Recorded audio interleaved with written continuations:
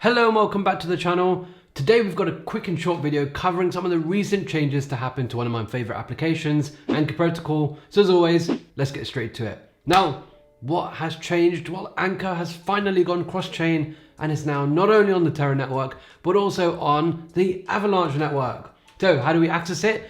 If you go to Anchor Protocol, you'll notice that this is the kind of normal theme. And in the top right corner now, you've got a button that says Terra on there.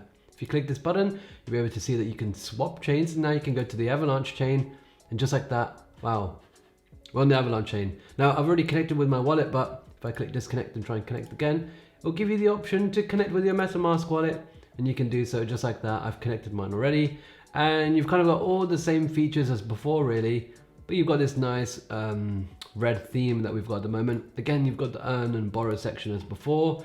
Now, obviously, because we're on Avalanche, it does mean that we will hopefully see some additional collateral, probably in the form of AVAX, which is staked AVAX tokens or Avalanche tokens. So hopefully we see that soon. More collateral is going to be good for the growth of the protocol.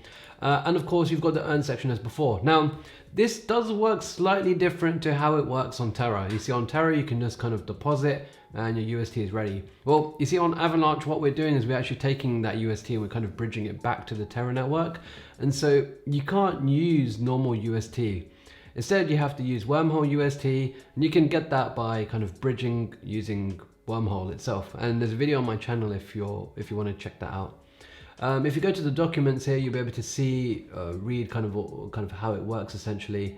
Now, because this is, it's actually called X Anchor, and because the way that it facilitates these cross-chain transactions, each operation requires 3 transactions. The initial transaction on the foreign chain, which is the Avalanche chain, which we will initiate, and then you have to do a transaction to redeem the incoming messages and token transfers on the Terra chain, because remember this UST is going back to the Terra chain, and then a third transaction to redeem the returning token transfers. So yeah, just bear that in mind. Gonna give it a go and see what it's like. Just take into consideration gas fees. I know Avalanche is generally not too expensive, so that should be okay. But this is great, fantastic to see Anchor going cross-chain. I think if Anchor can work like this on Avalanche, I don't see why it can't work on other EVM chains, like maybe even Phantom.